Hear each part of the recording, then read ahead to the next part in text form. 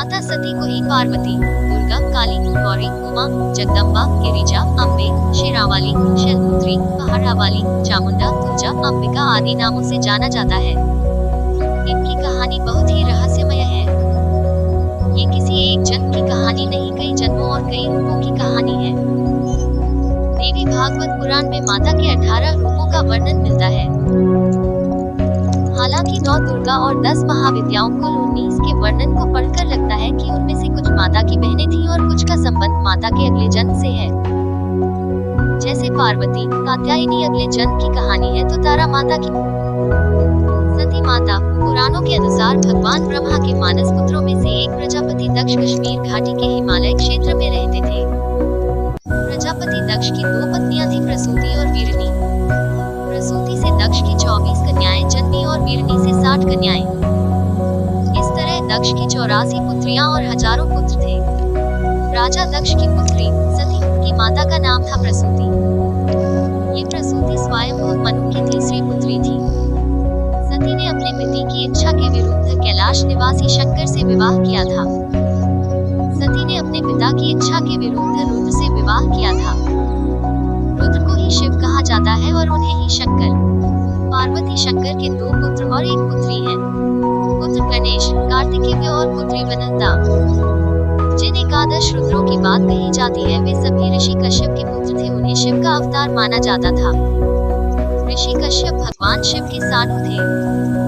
माँ सती ने एक दिन कैलाशवासी शिव के दर्शन किए और वह उनके प्रेम में पड़ गई। लेकिन सती ने प्रजापति दक्ष की इच्छा के विरुद्ध भगवान शिव से विवाह कर लिया। दक्ष इस विवाह से संतुष्ट नहीं थे, क्योंकि सती ने अपनी मर्जी से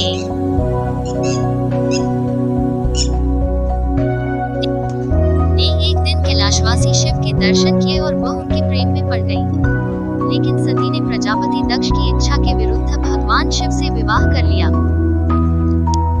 दक्ष इस विवाह से संतुष्ट नहीं थे, क्योंकि सती ने अपनी मर्जी से एक ऐसे व्यक्ति से विवाह किया था जिसकी वेशभूषा और शक्ल दक्ष को कतई पसंद नहीं थी और जो अनार्य था। दक्ष ने एक विराट यज्ञ का आयोजन किया, लेकिन उन्होंने अपने दामाद और पुत्री को यज्ञ में निमंत्रण नहीं भेजा। फिर भी सती अपने पिता के यज्ञ में पहुंच गई। लेकिन दक्ष ने पुत्री के आने पर उपेक्षा का भाव प्रकट किया और शिव के विषय में सती के सामने ही अपमानजनक बातें कही।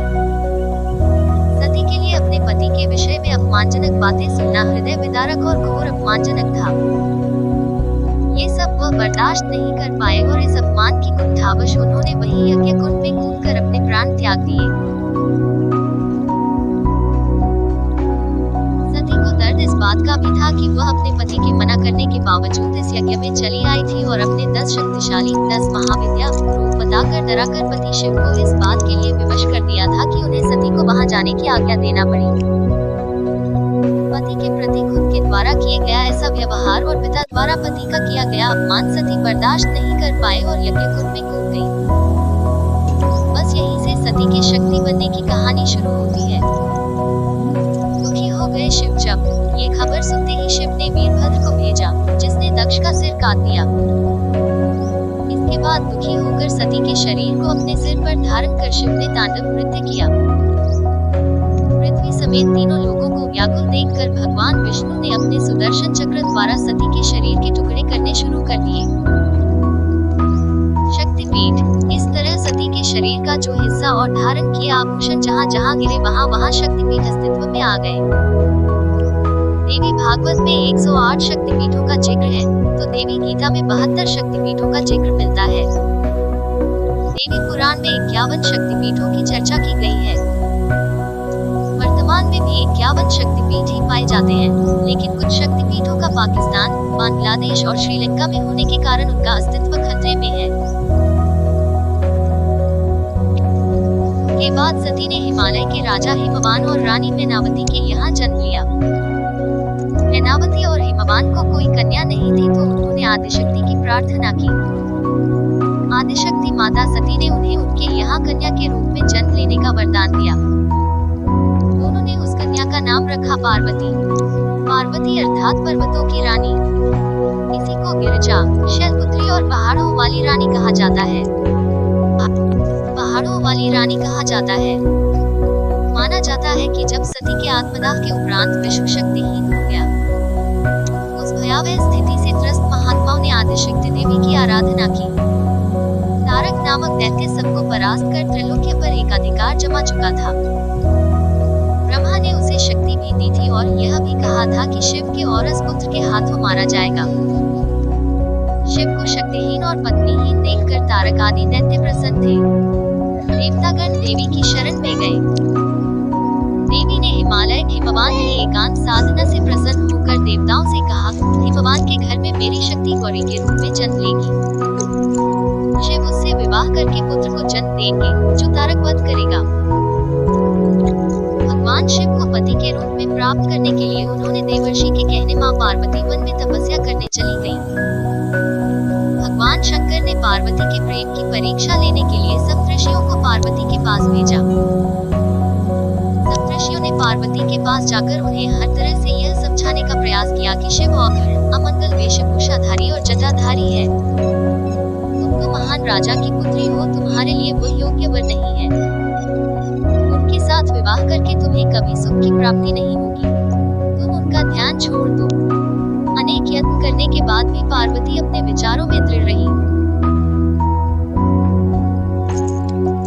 उनकी दृढ़ता को देखकर सप्तऋषि अत्यंत प्रसन्न हुए और उन्होंने पार्वती को सफल मनोरथ होने का आशीर्वाद दिया और वे पुनः शिव जी के पास वापस आ गए।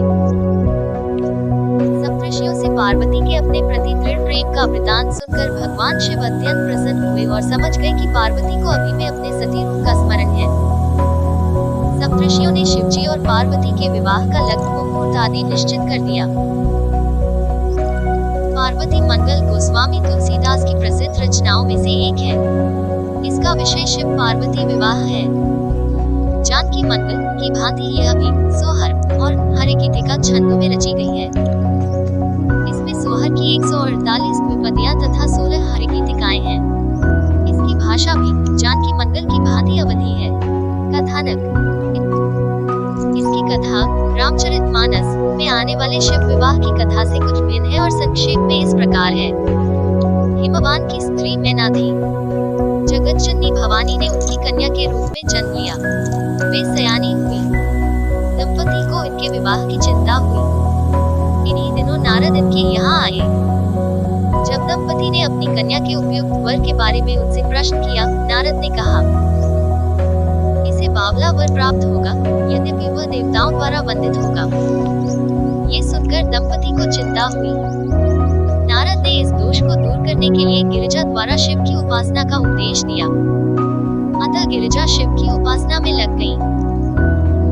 जब गिरिजा के यौवन और सौंदर्य का कोई प्रभाव शिव पर नहीं पड़ा, देवताओं ने कामदेव को उन्हें विचलित करने के लिए प्रेरित किया, किंतु कामदेव को उन्होंने भस्म कर दिया। फिर भी गिरिजा ने अपनी साधना न छोड़ी। कंद फूल फल छोड़कर वे बेल के पत्ते खाने लगी और फिर उन्होंने उसको भी छोड़ दिया। तब उनके प्रेम की परीक्षा के लिए शिव ने बटु का वेश धारण किया और वे गिरिजा के पास गए। तपस्या का कारण पूछने पर गिरिजा की सखी ने बताया कि वह शिव को वर के रूप में प्राप्त करना चाहती है। ये सुनकर बटु ने शिव के संबंध में कहा, वे भिक्षा मांगकर खाते पीते हैं, मसान में भी सोते हैं, पिशाच पिशाचिने उनके अनुचर हैं आदि। ऐसे वर से उसे क्या सुख मिलेगा? किंतु गिरिजा अपने विचारों में अविचल रही। ये देखकर स्वयं शिव साक्षात प्रकट हुए और उन्होंने गिरिजा को कृतार्थ किया। इसके अनंतर शिव ने सप्तर्षियों को हिमवान के घर विवाह की तिथि आदि निश्चित करने के लिए भेजा और हिमवान से लगन कर सप्तर्षि शिव के पास गए। विवाह के दिन शिव की बारात हिमवान के घर गई। बावले वर के साथ भूत प्रेत आदि की वह बारात देखकर नगर में कोलाहल मच गया। मैना ने जब सुना तो वह बड़ी दुखी हुई और हिमवान के समझाने बुझाने पर किसी प्रकार शांत हुई। ये लीला कर लेने के बाद शिव अपने सुंदर और भव्य रूप में परिवर्तित हो गए और गिरिजा के साथ धूमधाम से उनका विवाह हुआ। मानस में शिव के लिए गिरिजा की तपस्या तथा शिव का एकाकीपन देखकर राम ने शिव से गिरिजा को अंगीकार करने के लिए कहा है, जिसे उन्होंने स्वीकार किया है। तदंतर शिव ने सप्तर्षियों को गिरिजा की प्रेम परीक्षा के लिए भेजा है। पार्वती मंगल में राम बीच में नहीं पड़ते और गिरिजा की तपस्या से प्रसन्न होकर शिव स्वयं बटु रूप में जाकर पार्वती की परीक्षा लेते हैं। मानस में जो संवाद सप्तर्षि और गिरिजा के बीच में होता है वह पार्वती मंगल में मनु और उनके बीच होता है। मानस में कामदहन इस प्रेम परीक्षा के बाद होता है जो पार्वती मंगल में पहले ही हुआ रहता है। इसीलिए इसके बाद मानस में विष्णु आदि को मिलकर शिव से अनुरोध करना पड़ता है कि वे पार्वती को अर्धांगिनी रूप में अंगीकार करें जो पार्वती मंगल में नहीं है। तदनंतर मानस में ब्रह्मा ने सप्तर्षि को हिमवान के घर लघु का प्राप्त करने के लिए भेजा है जिसके लिए पार्वती मंगल में शिव ही उन्हें भेजते हैं। शेष कथा दोनों रचनाओं में प्रायः एक सी है।